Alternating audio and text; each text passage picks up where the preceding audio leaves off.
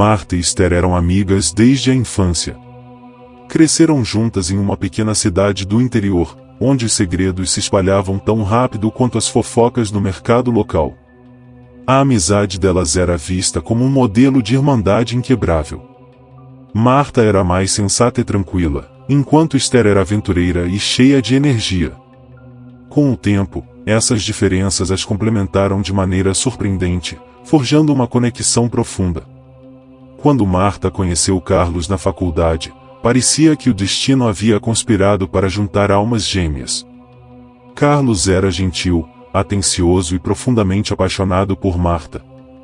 Esther, sempre uma presença constante na vida de Marta, ficou feliz por sua amiga, mas uma sombra de ciúme começou a crescer em seu coração. Ela sabia que jamais encontraria alguém que amasse como Carlos amava Marta.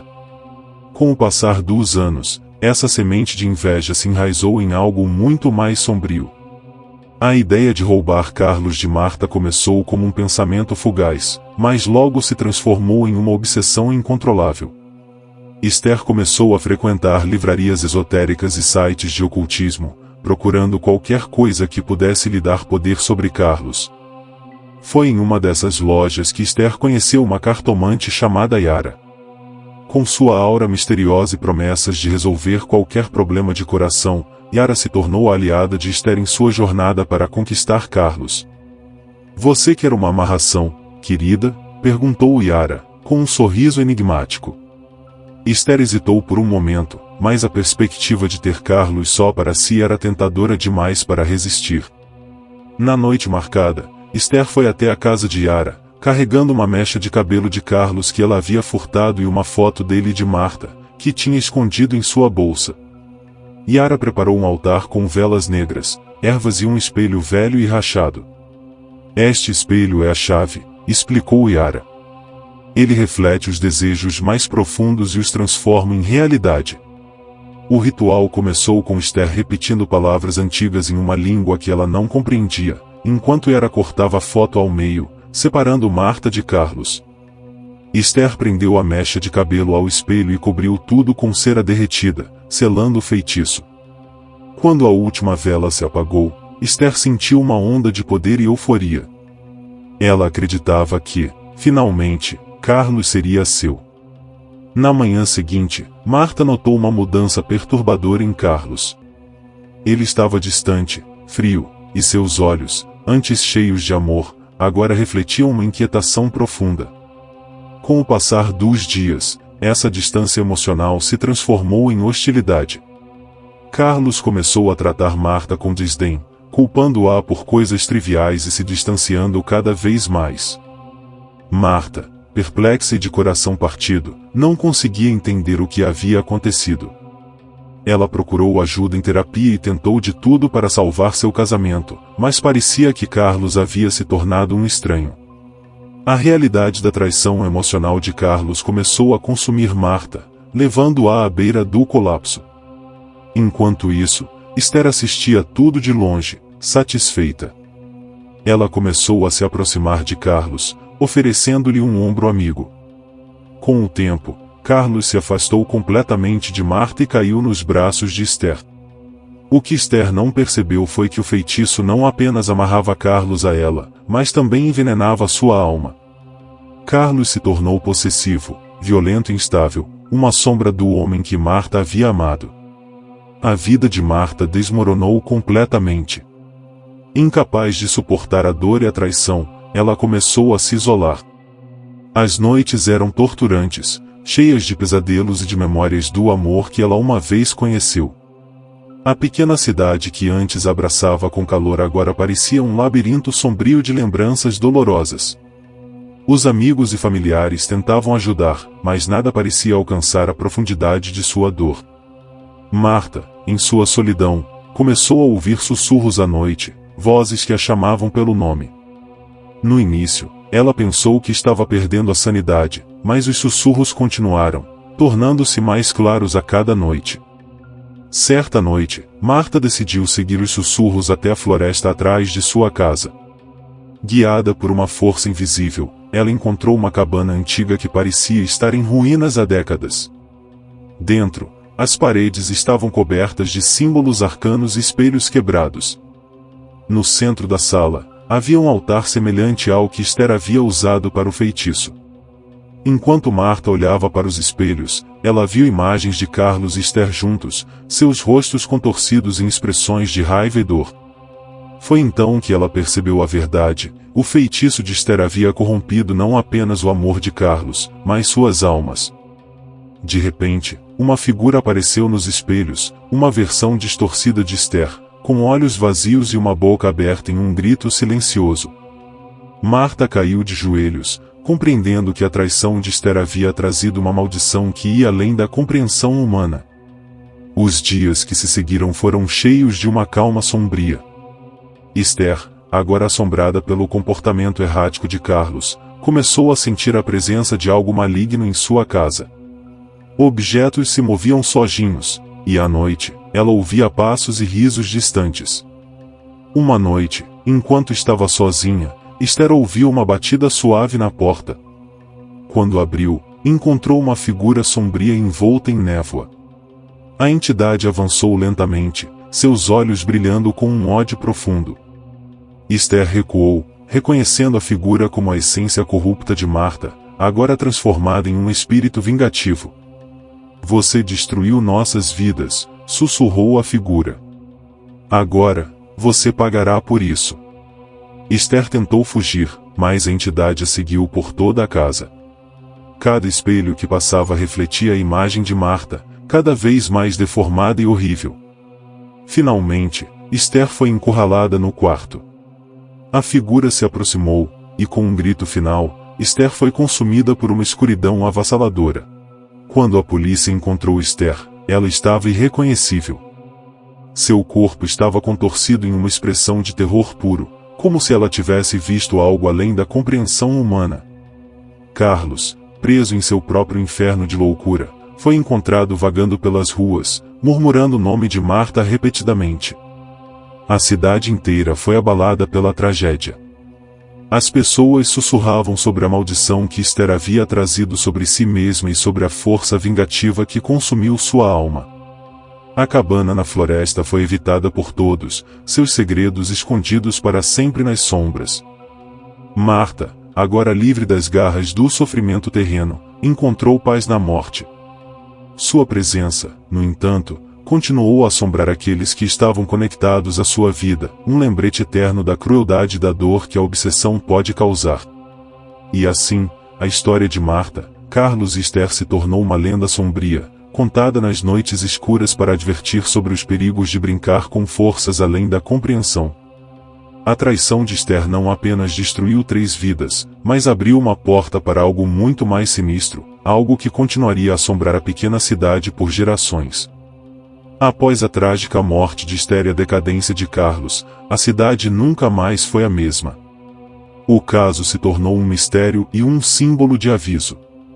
Mas o que ninguém sabia era que os eventos sobrenaturais que envolveram Marta, Esther e Carlos estavam apenas começando a reverberar na pequena cidade. Com o passar dos meses, a cabana na floresta se tornou um ponto de encontro para curiosos e investigadores paranormais.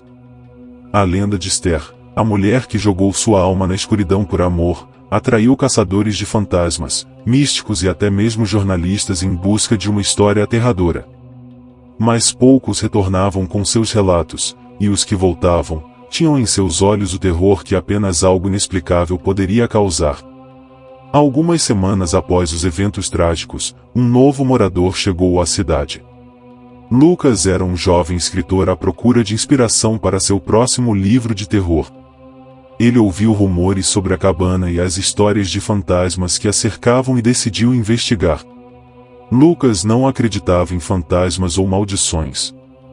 Para ele, tudo não passava de superstições alimentadas por mentes medrosas. Em uma noite de luar, armado apenas com uma lanterna e sua câmera, ele entrou na floresta em direção à cabana. Quando Lucas entrou, sentiu um frio sobrenatural que parecia vir de dentro das paredes. Ele encontrou os espelhos quebrados e os símbolos arcanos, agora cobertos de poeira e teias de aranha. Sentando-se no centro da cabana, ele começou a fazer perguntas em voz alta, tentando invocar qualquer presença espiritual que pudesse estar ali. Por um momento, tudo ficou em silêncio. Então, os espelhos começaram a vibrar, e uma figura apareceu em cada um deles, o reflexo de Marta, com seus olhos vazios fixos em Lucas. Ele sentiu um calafrio percorrer sua espinha quando a figura começou a se aproximar dele, mesmo permanecendo dentro dos espelhos. A dor é eterna, sussurrou Marta, sua voz ecoando nas paredes da cabana. Você nunca encontrará paz aqui. Lucas correu para fora da cabana, mas quando olhou para trás, viu a figura de Marta parada na entrada, seus olhos queimando com um brilho sombrio. Ele sabia que havia despertado algo que não poderia ser facilmente contido. Lucas deixou a cabana e voltou para a cidade, mas algo o seguiu. Nos dias seguintes, ele começou a notar sombras se movendo em sua casa, mesmo quando não havia ninguém por perto. À noite, ele ouvia sussurros suaves, chamando seu nome. Quando ele olhava no espelho, às vezes via Marta em pé atrás dele, seu rosto cheio de tristeza e fúria. Determinando a descobrir mais sobre Marta, Lucas começou a entrevistar os moradores da cidade. Ele descobriu que muitos deles também haviam experimentado atividades estranhas desde a morte de Esther.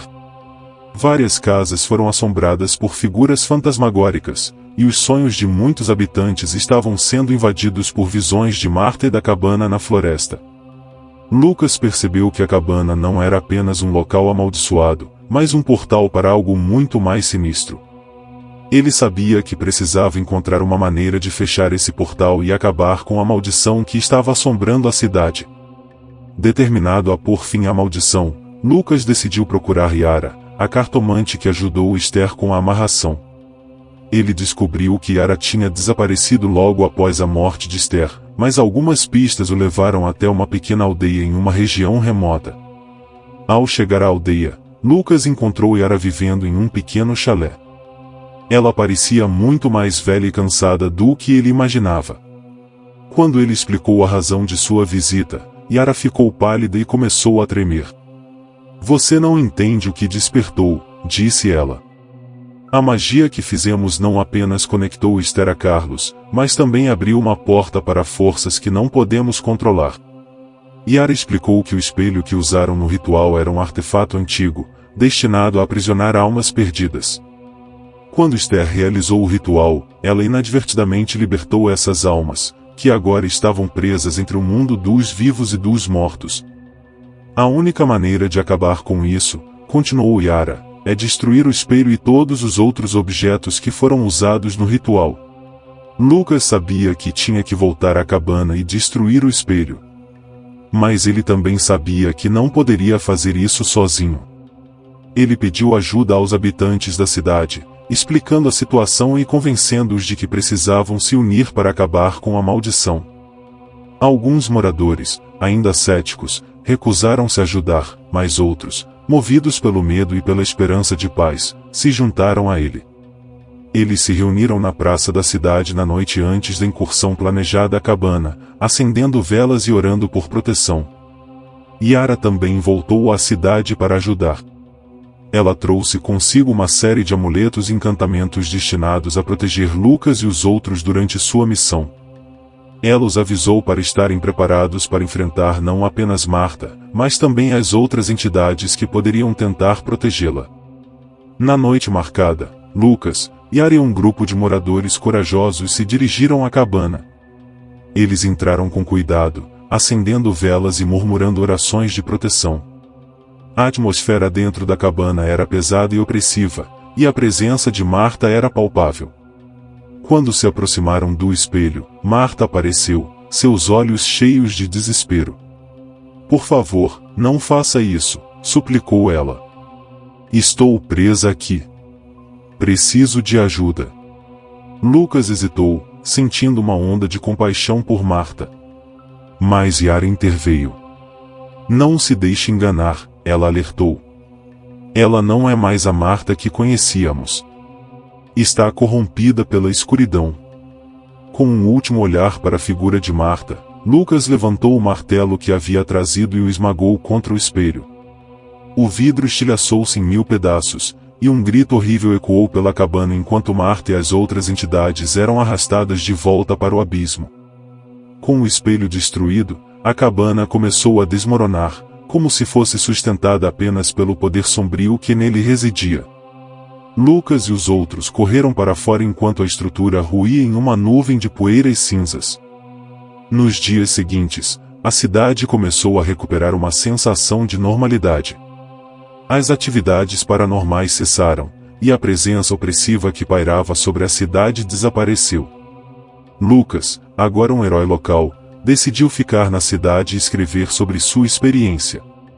Ele se tornou um guardião das histórias e segredos da cabana, garantindo que ninguém mais fosse tentado a brincar com forças que não compreendiam. O tempo passou, e a cidade começou a se curar. Mas as cicatrizes do passado permaneceram. Marta, Esther e Carlos tornaram-se lendas, seus nomes sussurrados com reverência e temor. A história deles servia como um lembrete eterno dos perigos da obsessão e da escuridão que pode residir no coração humano. A cabana, agora reduzida a escombros, foi lentamente absorvida pela floresta. As árvores cresceram ao seu redor, cobrindo os restos do que um dia foi um lugar de sofrimento e dor. A natureza, em sua sabedoria silenciosa, começou a apagar as marcas da tragédia. Lucas publicou seu livro sobre os eventos, intitulando-o A Maldição da Cabana. Tornou-se um best-seller, e a cidade passou a atrair turistas e estudiosos do paranormal. No entanto, Lucas sempre fazia questão de lembrar as pessoas que a verdadeira lição da história não era sobre fantasmas ou magia, mas sobre a fragilidade do espírito humano e as consequências devastadoras do desejo e da traição. Enquanto a cidade se adaptava à sua nova realidade, os moradores começaram a reconstruir suas vidas. Eles aprenderam a valorizar a amizade e a honestidade, sabendo que a escuridão só cresce onde a luz é abandonada. Yara, agora uma figura respeitada e temida, permaneceu na cidade, oferecendo suas habilidades para ajudar aqueles que ainda lutavam contra seus próprios demônios. Ela se tornou uma guardiã das histórias antigas e uma protetora contra as forças que ainda espreitavam nas sombras. Apesar da calmaria que se estabeleceu, alguns na cidade acreditavam que a maldição nunca seria completamente erradicada. De vez em quando, alguém relatava ter visto a figura de Marta na floresta ou ouvido sussurros nas noites mais escuras. Esses eventos lembravam aos moradores que a história de Marta, Esther e Carlos era mais do que um conto de terror. Era um lembrete de que as ações têm consequências, e que o amor e a amizade são preciosos e devem ser protegidos contra a inveja e a escuridão. Enquanto os anos passavam, a história de Marta, Esther e Carlos começou a desvanecer nas brumas do tempo. Mas as lições que ensinaram permaneceram gravadas na memória coletiva da cidade. Lucas continuou a escrever, inspirado pela experiência, mas também assombrado pelo que havia testemunhado. Ele sabia que a paz que haviam alcançado era frágil e que as forças que haviam enfrentado poderiam um dia retornar.